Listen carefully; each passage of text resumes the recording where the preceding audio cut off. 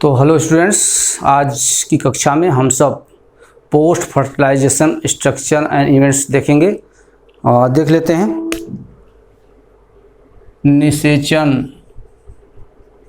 निषेचन पश्च संरचनाएं एवं घटनाएं। ये निषेचन पश्च जो फर्टिलाइजेशन के बाद, डबल फर्टिलाइजेशन के बाद जो डेवलपमेंट होता है बीजांड में, ओवरी में, वो सारी संरचनाएं पढ़नी है। इसको एक बार हम लोग रिवाइज कर लेते हैं। ये मैंने एक बना दिया वर्तिका और ये फूला हुआ अंडाशय पढ़ चुके हो आप लोग। ये अंडाशय जिस पे टिका होता है उसे कहते हैं पुष्पासन।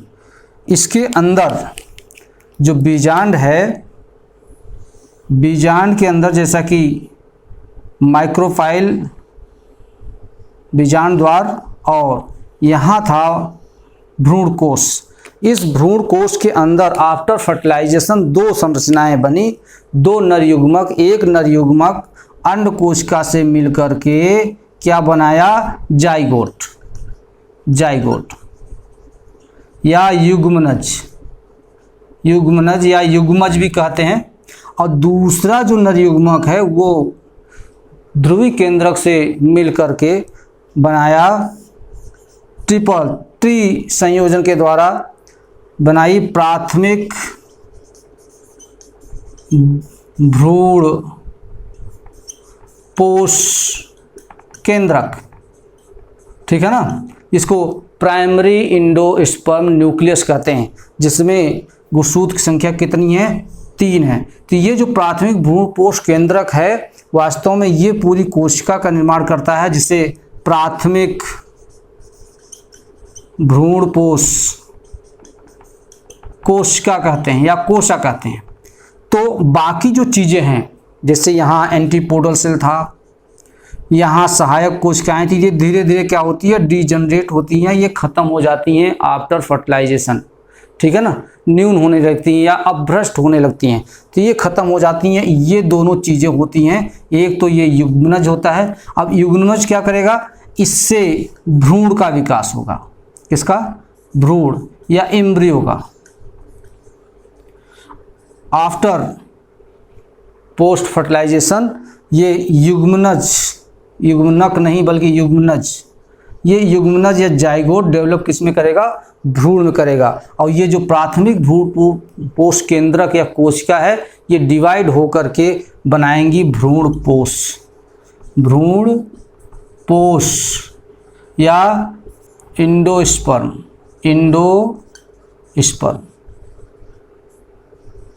तो ये इसका डेवलपमेंट होगा। जब ये भ्रूण पोष या एम्ब्रियो बन जाएगा, कहाँ बनेगा ये, यहाँ बीजांड में। ये क्या है, बीजांड। ये बीजांड है। ये सारी चीज़ें बीजांड में होंगी। और जब ये बीजांड में सारी चीज़ें बन जाएंगी, भ्रूण बन जाएगा, डेवलप हो जाएगा, तो वास्तव में ये जो भ्रूण डेवलप करेगा, कैसे करेगा, ये भ्रूण पोष जो है इस भ्रूण का पोषण, ये भ्रूण पोष का पोषण करता है। अर्थात ये भ्रूण पोष से अपना पोषण लेगा, तब जाके डेवलप करके इसके अंदर भ्रूण डेवलप करेगा। और जब भ्रूण बन जाएगा तो ये जो बीजांड है, बीजांड किस में बदल जाएगा, बीज में। और जो ये ओवरी है, क्या है, ओवरी, ये ओवरी या अंडाशय, ये अंडाशय चेंज हो जाएगा फल में। किसमें, फल में। तो ये परिवर्तन आते हैं। क्या क्या परिवर्तन आ जाएगा, युग्मनज चेंज इनटू द भ्रूण, और प्राथमिक भ्रूण पोष कोशिका भ्रूण पोष बनाएगी, बीजांड बीज बनाएगा, अंडाशय फल बनाएगा।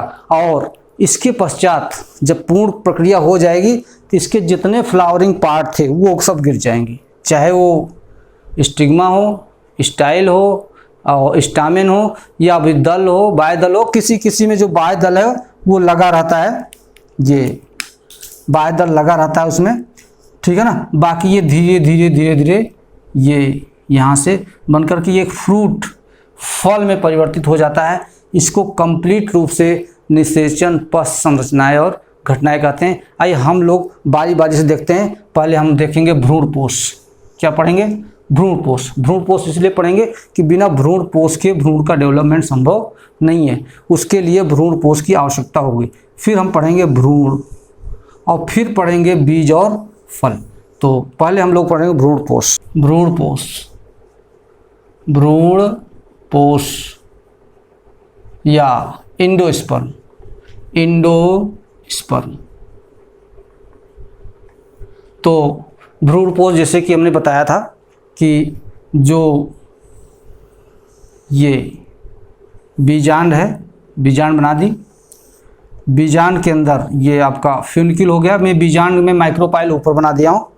यहाँ पर माइक्रोपाइलर एंड पे एक कोशिका है जो 2n, जिसको जाइगोट करते हैं, और इसके मध्य में न्यूक्लियाई है जो 3n है। ठीक है ना, ट्रिप्लॉइड संरचना है जिसे भ्रूणपोष केंद्रक कहते हैं। ये भ्रूणपोष केंद्रक ये पूरी कोशिका बनाती है और इस कोशिका में डिवीजन होता है, विभाजन होकर ये जितने भी विभाजन होंगे लगभग समसूत्री विभाजन होते हैं और समान प्रकार की कोशिकाएं बनाएंगे। ये पूरा कोशिका ये ऊतक से भर जाएगा। तो ये जो ऊतक बनेगा इस ऊतक को भ्रूणपोष ऊतक कहेंगे, जिसमें सभी कोशिकाएं में क्रोमोसोम की संख्या कितनी होगी? 3n होगी। किस क्या होगी? 3n, सब में 3n भरा होगा। और फिर इसे कहेंगे भ्रूणपोष ऊतक। जब भ्रूणपोष बनना प्रारंभ होता है उसी के कुछ समय बाद ये जो जाइगोट है उसमें भी डिवीजन चालू होता है। ठीक है ना, तो वो भी डिवाइड करता है। लेकिन ये भ्रूणपोष जो ऊतक है वास्तव में ये दो तरह का इसमें डिवीजन होता है। एक में तो कोशिका विभाजन होकर कोशिका बनती है। दूसरा देख लेते हैं, ये बना दी, ये माइक्रोपाइल हो गया और यहाँ पे ये 2n हो गया। तो इस वाले केस में जो केंद्रक है न्यूक्लियस है, ये सारे न्यूक्लियस 3n है और ये न्यूक्लियस डिवाइड होकर इसमें भरते जाते हैं कोशिका में ये सारे। ठीक है ना, तो इसको कहेंगे मुक्त केंद्री, मुक्त केंद्री भ्रूणपोष, भ्रूणपोष या फ्री न्यूक्लियर इंडोस्पर्म। क्या कहेंगे? Free nuclear endosperm, sperm. तो ये जो फ्री न्यूक्लियर इंडोस्पर्म है ये बाद में, ठीक है ना, बाद में इसके में सेल मेम्ब्रेन बनती है और ये सेल मेम्ब्रेन बना के भ्रूणपोष कोशिका बनाती है। क्या बनाती है? भ्रूणपोष कोशिका। इसका उदाहरण अगर उदाहरण देखें तो कच्चा नारियल, कच्चे नारियल का पानी, नारियल का पानी, जो कच्चे नारियल का पानी है इसमें हजारों भ्रूणपोष केंद्रक पाई जाती हैं। ठीक है ना, और जो नारियल का गूदा है, नारियल का गूदा या गिरी, ठीक है ना, तो ये गिरी क्या है? ये वास्तव में ये जो कोशिका के रूप में भ्रूणपोष कोशिका में जो बदल गई है वो भ्रूणपोष है और जिसे हम गिरी कहते हैं। तो इस तरह से भ्रूणपोष का डेवलपमेंट होता है और ये जो भ्रूणपोष होता है, फिर से बता रहे हैं, वास्तव में भ्रूण के विकास में यूज किया जाता है या भ्रूण इससे विकसित होता है। हम लोग पढ़ते हैं भ्रूण का डेवलपमेंट, भ्रूण या एम्ब्रियो। तो बच्चों जैसा कि जानते हैं कि जो एम्ब्रियो है वो एक बीजपत्री और द्विबीजपत्री दोनों में अलग अलग बनता है। तो हम लोग पहले देखेंगे द्विबीजपत्री भ्रूण में डेवलपमेंट, और एक बीजपत्री में जो भ्रूण का डेवलपमेंट है कुछ स्टेज तक, खासकर 8 कोशिकाओं तक लगभग सेम होता है, ये ऑक्टेन कहते हैं। तो हम लोग द्विबीजपत्री की संरचना के बारे में पहले ज़्यादा से पढ़ेंगे। तो जैसा कि ये एक जाइगोट है ये, जाइगोट जो नर युग्मक और एक सेल से बना था बीजांड के अंदर या भ्रूण कोश के अंदर। ये जाइगोट में जो पहला डिवीजन होता है वो ट्रांसवर्स डिवीजन होता है और ये दो कोशिकाओं में बढ़ जाता है। दोनों कोशिकाएं मैं अलग अलग कलर से बना देता हूं जिससे ये आपको समझ में आए। ये तो जो नीचे वाली कोशिका है उसे टर्मिनल सेल और इसे अंतस्थ सेल कहेंगे, और जो ऊपर वाली कोशिका है इसे बेसल सेल या आधार सेल कहेंगे। आधार कोशा होती है, ये जो आधार कोशा होती है, ठीक है ना, और इसे टू सेल्ड या दो सेल्ड प्राक भ्रूण कहेंगे। क्या कहेंगे? दो सेल प्राक भ्रूण। तो इससे जो कोशिका की संरचना आगे बनेगी तो ये बना देता हूँ जैसा कि एनसीईआरटी किताब में दिया हुआ है कि बार बार ट्रांसवर्स सेक्शन विभाजन से ये संरचना बनती है जिसे सस्पेंसर कहते हैं। इनकी कोशिकाओं की जो संख्या होती है 6 से 10 हो सकती है। और ये जो अंतस्थ सेल है या एम्ब्रियोनिक प्री न्यूसेल्स हैं, इनके डेवलपमेंट से पहले ये एक से खड़ी काट के द्वारा 2 में बटेगी। ये अगर इस तरह से है तो ये 2 में बटेंगी और इस तरह से ये 4 में, ठीक है ना, तब ये डेवलपमेंट होगा। तो दूसरा, इसके बाद ये जब डेवलपमेंट हो जाएगी तो इसकी जो टर्मिनल सेल्स है बार बार विभाजित होकर के ये गोलाकार संरचना बनाती हैं। क्या बनाती हैं? गोलाकार एम्ब्रियो, जिसे ग्लोबुलर एम्ब्रियो कहते हैं। किताब में दिया हुआ है, इसके और बीच में स्टेप्स हैं, वो अभी आपको नहीं बता रहे हैं, लेकिन ये जो संरचना बनती है इसे गोलाकार भ्रूण या एम्ब्रियो बनाते हैं। अभी इसके आगे का जो डेवलपमेंट है, ये जो है इस कोशिका को निलंबक या सस्पेंसर कहते हैं। सस्पेंसर। अब इस सस्पेंसर में जो आगे की फूली हुई कोशिका है जिसको हम चूसक बोलते हैं या हास्टोरियम बोलते हैं, और यहाँ जो अंतिम वाली कोशिका है इसे हाइपोफाइसिस कहते हैं। हाइपोफाइसिस ये रूट कैप और कुछ मूलांकुर का हिस्सा बनाती है, ठीक है ना। तो इसके आगे जो इसकी संरचना है ये हास्टोरियम, उसकी और ट्रांसवर्स की जो कोशिकाएं हैं ये, और लास्ट में हाइपोफाइसिस, और ये जो पूरी संरचना है ये लगभग हृदयाकार। कैसी बन जाती है? हृदयाकार। ये तो हृदयाकार भ्रूणी संरचना का निर्माण होता है, तो इसे हृदयाकार कहते हैं, हृदयाकार भ्रूण। तो ये देख लीजिए, यहाँ पर देख रहे हैं कि ये हृदयाकार, इसे जो कॉटिलिडन, ठीक है, बीज पत्र के आगे निर्माण हो रहा है तो इसे कहेंगे हृदयाकार भ्रूण। और जो इसके आगे का डेवलपमेंट है, जैसे जैसे ये बढ़ता जाता है, ये सस्पेंसर का वास्तव में जो काम होता है ये भ्रूण को पुश करता है। क्या करता है? पुश करता है। तो ये बन गया, इसको थोड़ा सा बना देते हैं। ये तो इसमें जो कि द्विबीजपत्री बना रहे हैं तो ये 2 बीजपत्र बना दिया।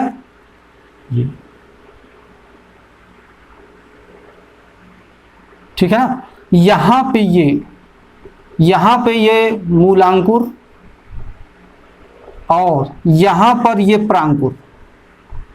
प्रांकुर, ठीक है ना, प्रांकुर है, और ये है बीजपत्र। क्या है? बीजपत्र है। और ये प्रांकुर के पहले वाला जो हिस्सा होता है जिसे हाइपोकोटाइल कहते हैं, ठीक है ना। इसकी प्रारूपिक संरचना देखते हैं, उसके बाद एक बीजपत्री की संरचना देखेंगे। तो आगे आइए देखते हैं हम लोग।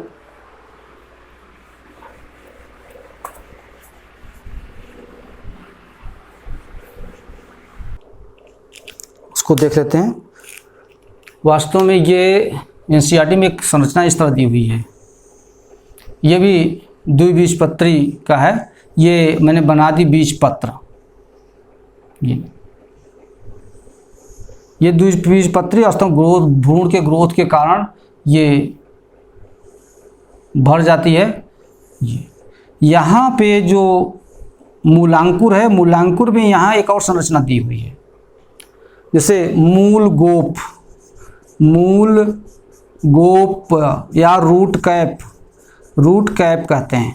और यहाँ पे जो संरचना है इसे मूलांकुर, मूलांकुर जो जर्मिनेशन के समय जो रूट सिस्टम का डेवलपमेंट करते हैं, तो इसे हम अंग्रेजी में रेडिकल, रेडिकल कहते हैं। और ये रेडिकल का जो ये वाला पार्ट है यहाँ, जिसे हाइपोकोटाइल, हाइपोकोटाइल, हाइपोकोटाइल कहते हैं, और हिंदी में कहते हैं बीज पत्रोपारिक या परिक, बीज पत्रोपरिक, हिंदी में याद रखना है आपको, परिक, हाइपोकोटाइल।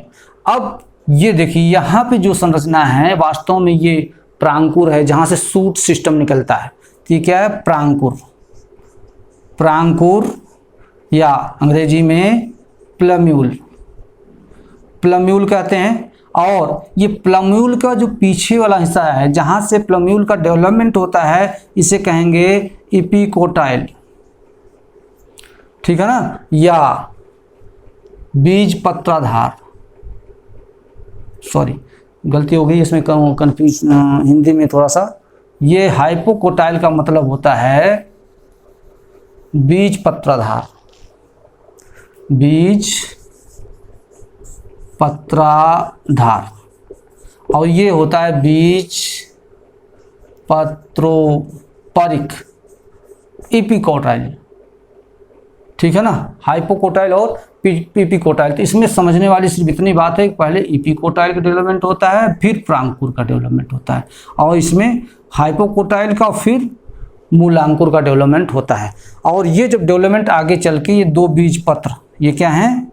बीज पत्र, बीज पत्र, या इसी को कॉटिलीडन, कॉटिलीडन, कॉटिलीडन कहते हैं। ये तरह द्विबीजपत्री, द्विबीजपत्री की प्रारूपिक संरचना, प्रारूपिक भ्रूण की संरचना, द्विबीजपत्री की प्रारूपिक भ्रूण संरचना। तो ये द्विबीजपत्री का भ्रूण है। अब हम लोग देख लेते हैं एक बीजपत्री। वास्तव में द्विबीजपत्री में एक और दूसरे एंगल से देखना है। वास्तव में जो दो बीजपत्र होते हैं, अगर इसको इस तरह से देखें तो दो बीजपत्र एक इधर हो गया, और ये जहाँ से जुड़ा होता है ये और ये दोनों बीजपत्र इस तरह जुड़े होते हैं, ठीक है ना। तो एक बीज में ये तो तीन चीज़ें होती हैं। एक तो बीज होता है, बीजपत्र, बीजपत्र कितने? दो, और ये बीज वाला, ठीक है ना, भ्रूण एक्सिस बोलते हैं, भ्रूण अक्ष, भ्रूण अक्ष होता है, ठीक है ना। ये द्विबीजपत्री में है। और जब एक बीजपत्री होगा तब क्या होगा? एक बीजपत्री में वास्तव में अगर हम छोटा सा बनाएं तो ये एक इसका अक्ष होगा और ये बीजपत्र होगा ये। तो मतलब हम कह सकते हैं कि इसकी जो पार्श्व, आधे के पार्श्व, ये क्या हो गया? अक्ष, भ्रूण अक्ष, ठीक है ना। और ये हो गया बीजपत्र, बीजपत्र। इसको थोड़ा सा बड़े समझाएं। ये एक है, क्या है? एक। बीजपत्र क्या है? एक है। इसका बड़ा चित्र देख के हम आप लोगों को समझाते हैं। तो जो बीजपत्र यहाँ छोटा सा बनाया था उसको हम थोड़ा सा बड़ा बना रहे हैं। ये ठीक है ना। तो ये इसको बीजपत्र है, जिसको कहते हैं स्कूटेलम। क्या कहते हैं? स्कूटेलम। ये स्कूटेलम एक बीजपत्र है। ये एक बीजपत्र की आंतरिक संरचना है। और यहाँ पे ये है प्रांकुर, प्रांकुर चोल, जिसे कोलियोप्टाइल, कोलियोप्टाइल कहते हैं। और यहाँ है मूलांकुर चोल, मूलांकुर चोल, जिसे कोलियोराइजा, कोलियोराइजा कहते हैं। तो ये कोलियोराइजा और ये कोलियोप्टाइल, कोलियोप्टाइल, ठीक है ना। ये दोनों ये प्रांकुर को सुरक्षित करता है, ये मूलांकुर को सुरक्षित करता है। तो ये यहाँ पे इसके इस तरह से ये पूरी संरचना अंदर आप लोग बना लीजिए, इससे मैं समझाने के लिए बना रहा हूँ, अंदर आप लोगों को बनाना है ये। तो यहाँ जो संरचना इस तरह से है, ये वास्तव में प्ररोशीर प्ररोशीर्ष या सूट एपेक्स कहते हैं, जो वास्तव में क्या होता है प्रांकुर या इसे कहेंगे प्लम्यूल, ठीक है ना। और यहाँ पर एक और टोपी जैसी संरचना होती है जिसे रूट कैप कहते हैं या मूल गोप कहेंगे, ठीक है ना। और इस मूल गोप में ये जो संरचना है इसे मूलांकुर या रेडिकल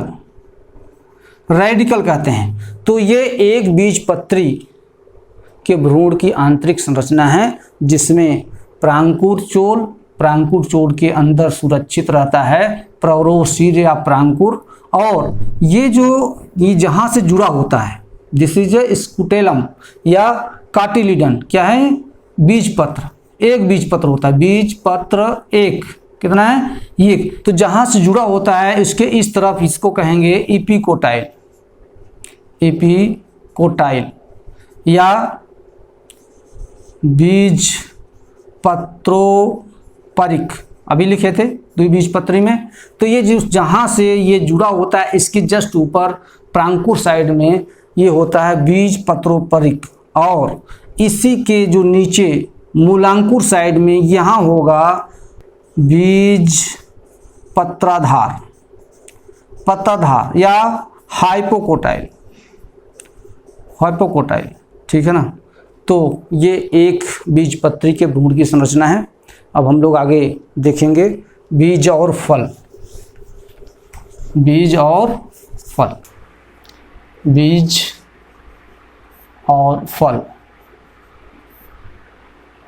जैसा कि जानते हैं कि जो आफ्टर फर्टिलाइजेशन जो बीजांड है,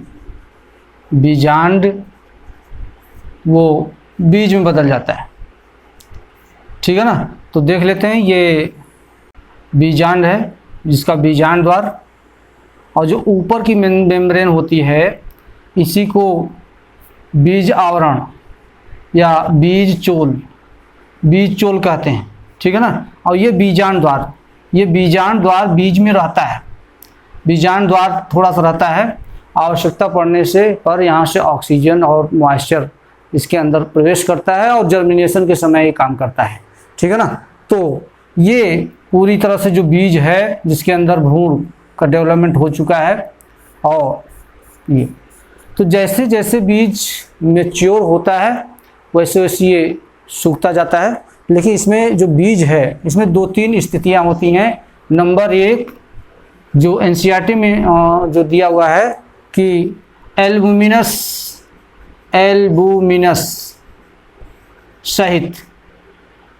सहित बीज, एल्बुमिनस सहित मतलब से तात्पर्य है कि जिसमें जब बीज डेवलपमेंट होता है तो जो भ्रूण पोष है, क्या है भ्रूण पोष, यहाँ पे भ्रूण पोष है ये, ठीक है ना। अगर भ्रूण पोष का कुछ हिस्सा भ्रूण पोष का कुछ हिस्सा अगर बीज में है तो ऐसे बीज को एल्बुमिनस सहित बीज कहेंगे, ठीक है ना। और अगर इसमें कंप्लीट दूसरा एल्बुमिनस रहित, ठीक है ना। तो एल्बुमिनस रहित बीज का जो उदाहरण है वो है मटर में या मूंगफली का दाना, ठीक है ना। तो इसमें जो है ये बिल्कुल जो भ्रूण पोष है वो बिल्कुल बचता नहीं है, ठीक है ना।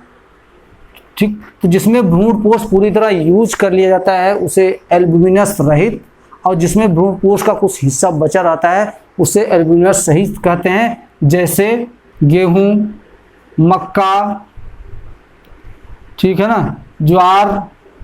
ये गेहूं, मक्का, ज्वार में वो भ्रूणपोष की कुछ मात्रा रह जाती है। जैसे अगर हम एक बीज और बना लें, देख लेते हैं, ये मक्के का बीज बना दिया।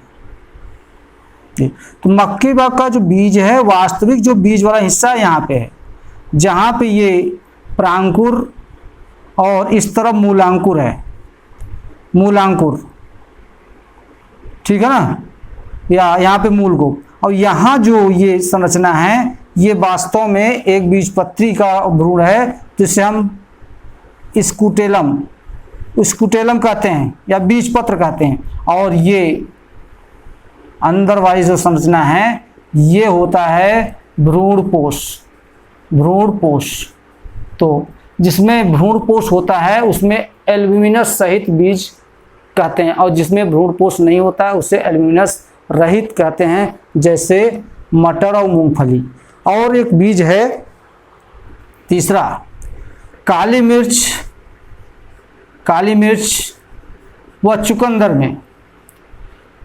ये जो काली मिर्च और चुकंदर है, इसके बीज में जो बीजांडकाय, किसका, बीजांडकाय, तो बीजांडकाय का कुछ न कुछ हिस्सा शेष रह जाता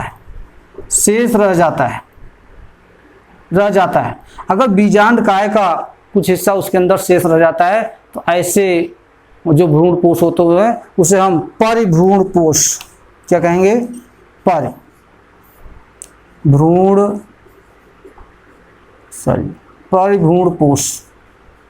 परिभ्रूणपोष कहते हैं। तो इंपॉर्टेंट है, कभी कभी परिभ्रूणपोष या पेरिस्पर्म। तो पेरिस्पर्म क्या होता है, जब बीज के अंदर थोड़ा बहुत बीजांडकाय या न्यूक्लियस, ये क्या है, न्यूक्लियस है, न्यूक्लियस का कुछ अवशेष बीज के अंदर बचा रहता है। तो तीन तरह के हो गए, जिसमें जो भ्रूणपोष है बिल्कुल रहित होता है, ठीक है ना, तो वो मटर, मूंगफली, और जिसमें भ्रूणपोष पाया जाता है गेहूं, मक्का और ज्वार में, और जिसमें न्यूक्लियस भी पाया जाता है, बीजांड का कुछ हिस्सा बीज में रह जाता है, उसे हम पेरिभ्रूणपोष कहते हैं। ये जो बीज है जैसे जैसे परिपक्व होता जाता है वैसे वैसे ये सूखता जाता है, ड्राइनेस होता जाता है। बताते जो बीज है जैसे जैसे शुष्क होता जाता है, शुष्क, और जो शुष्क हो जाता है तो इसमें पानी की मात्रा कम होती जाती है, ठीक है ना, पानी की मात्रा कम होती जाती है। और जब ये पानी की मात्रा कम होती जाती है तो इसकी जो उपापचयी क्रियाएं या मेटाबॉलिक एक्टिविटीज बीज के अंदर वो मंद हो जाती हैं, कम हो जाती हैं, और जिससे ये बीज क्या हो जाता है, सुसुप्तावस्था में चला जाता है। सुसुप्तावस्था या डॉर्मेंसी में चला जाता है, ठीक है ना, जिसे सुसुप्तावस्था कहते हैं, जिससे बीज महीना, 2 महीना, साल भर, 2 साल भर तक सुरक्षित बना रहता है। और अभी कुछ जो बीज मिले हुए हैं, एक बीज जो 10,000 वर्ष बाद उत्खनित किया गया, वो नाम उसका है ल्यूपिनस आर्किटस, ठीक है ना। तो ये ल्यूपिनस आर्किटस 10,000 वर्ष बाद इसको उगाया गया तो वो उग गया। तो इसकी जो डॉर्मेंसी, सुसुप्तावस्था तक किसी बीज में कई साल तक रहती है। तो ये रहा बीज के बाद जो फल है, फल इसको देख लेते हैं। वास्तव में जो फल है, फल किसका रूपांतरण है, अभी बताए थे, फल अंडाशय से बनता है। अंडाशय या ओवरी से फल का निर्माण होता है। ओवरी का जो रूपांतरण होता है फल होता है, लेकिन जो ओवरी से फल बनता है उसे हम सत्य फल या ट्रू ट्रू फ्रूट कहते हैं, ठीक है ना, ट्रू फ्रूट कहते हैं। और लेकिन ऐसे भी फ्रूट होते हैं जो ओवरी या अंडाशय के साथ साथ, अंडाशय के साथ साथ फ्लावर के अन्य पार्ट जैसे पुष्पासन से बनता है, पुष्पासन, ठीक है ना। तो ये ऐसे फल को हम आभासी या मिथ्या फल कहते हैं या झूठा फल कहते हैं, जैसे सेब, नाशपाती आदि, ठीक है ना। तो सेब का जो खाने वाला पार्ट है, अगर हम देखें इस तरह से, फिर इसका जो अंडाशय है यहाँ, ठीक है ना, इसके अंदर यहाँ बीज होते हैं, ये फल यहाँ, ये वाला हिस्सा है पुष्पासन। तो सेब में ये खाने वाला भाग पुष्पासन होता है। तो वे फल जिसके निर्माण में अंडाशय के अलावा और दूसरे पार्ट भाग लेते हैं, उसे हम असत्य फल कहते हैं। और ये फल का जो फॉर्मेशन होता है, जो अंडाशय की वाल है, अंडाशय की वाल, ये जो वाल है वो फल का आवरण या पेरिकार्प बनाता है, या फल आवरण बनाता है, जिसमें जो फल होते हैं दो तरह के, शुष्क फल या गूदेदार फल होते हैं। जो गूदेदार फल होते हैं उसमें बाह्य फलभित, मध्य फलभित, अंत फलभित होती है। असंग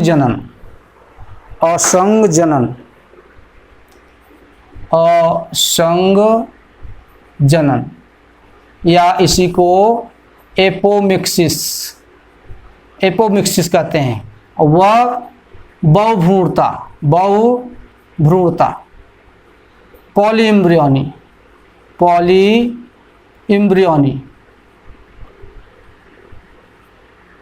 ठीक है ना। तो एपोमिक्सिस और पॉलीइम्ब्रियोनी वास्तव में कुछ घास वाले या एस्टेरियस जो प्लांट्स होते हैं, उसमें जो बीज होता है वो बिना निषेचन के और बिना असूत्री विभाजन के बनता है।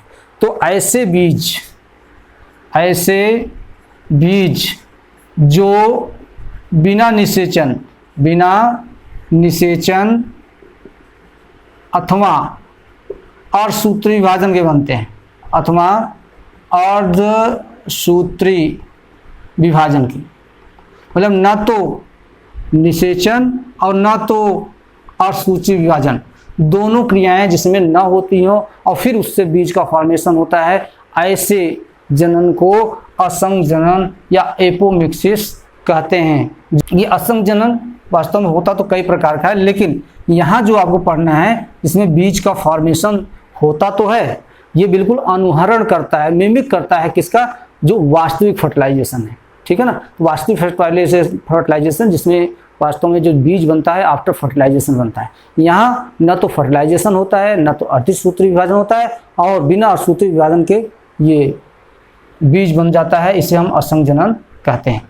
पॉलीइम्ब्रियोनी, ठीक है ना। तो पॉलीइम्ब्रियोनी नाम से पता चल रहा है कि जब एक बीज के अंदर, ये अगर बीज है, ठीक है ना, इसके अंदर एक भ्रूण है, कई भ्रूण हो, एक से ज़्यादा भ्रूण हो, तब भ्रूण, ठीक है ना, इसे हम पॉलीइम्ब्रियोनी कहते हैं। और ये होता कैसे है, वास्तव में जो ये बीजांड है, ठीक है ना, उसी समय बीजांड की जो कोशिकाएं हैं या बीजांड का है, उसका कुछ हिस्सा इसके अंदर प्रवेश कर जाता, प्रोट्रूड कर जाता है, ठीक है ना। या कभी कभी जो भ्रूण कोश है, ठीक है ना, उसके अंदर जो एंटीपोडल सेल होते हैं या सहायक कोशिकाएं होती हैं, उससे भी भ्रूण का निर्माण होता है। और जब ये भ्रूण की संख्या ज़्यादा होती है, ठीक है ना, तब इसे पॉलीइम्ब्रियोनी कहते हैं।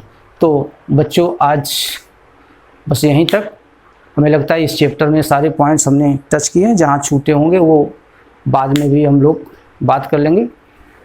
असंग जनन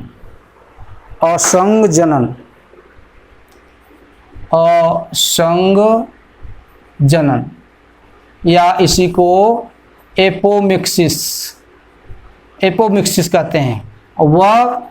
बहुभ्रूणता पॉली इम्ब्रियोनी, ठीक है ना। तो एपोमिक्सिस ऑफ पॉली इम्ब्रियोनी वास्तव में कुछ घास वाले या एस्टेरियस जो प्लांट्स होते हैं उसमें जो भ्रूण होता है, ठीक है ना, या सॉरी उसमें जो बीज होता है वो बिना निषेचन के और बिना असूत्री विभाजन के बनता है। तो ऐसे बीज जो बिना निषेचन अथवा अर्धसूत्री विभाजन के बनते हैं, अथवा अर्धसूत्री विभाजन की, मतलब न तो निषेचन और न तो अर्धसूत्री विभाजन, दोनों क्रियाएं जिसमें न होती हो और फिर उससे बीज का फॉर्मेशन होता है, ऐसे जनन को असंग जनन या एपोमिक्सिस कहते हैं, जो कुछ सिट्रस प्रजाति के पौधों में, घास में, ठीक है ना, आदि में पाया जाता है।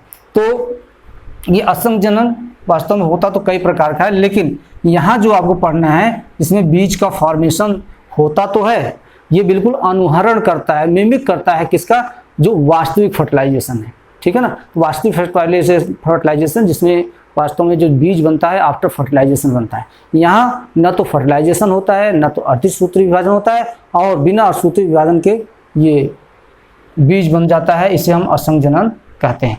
बहुभ्रूणता, पॉली इम्ब्रियोनी, ठीक है ना। तो पॉली इम्ब्रियोनी नाम से पता चल रहा है कि जब एक बीज के अंदर, ये अगर बीज है, ठीक है ना, इसके अंदर एक भ्रूण है, कई भ्रूण हों, एक से ज़्यादा भ्रूण हो तब भ्रूण, ठीक है ना, इसे हम पॉली इम्ब्रियोनी कहते हैं। और ये होता कैसे है, वास्तव में जो ये बीजांड है, ठीक है ना, उसी समय बीजांड की जो कोशिकाएं हैं या बीजांड का है उसका कुछ हिस्सा इसके अंदर प्रवेश कर जाता है, प्रोट्रूड कर जाता है, ठीक है ना। या कभी कभी जो भ्रूण कोश है, ठीक है ना, उसके अंदर जो एंटीपोडल सेल होते हैं या सहायक कोशिकाएं होती हैं, उससे भी भ्रूण का निर्माण होता है। और जब ये भ्रूण की संख्या ज़्यादा होती है, ठीक है ना, तब इसे पॉली इम्ब्रियोनी कहते हैं।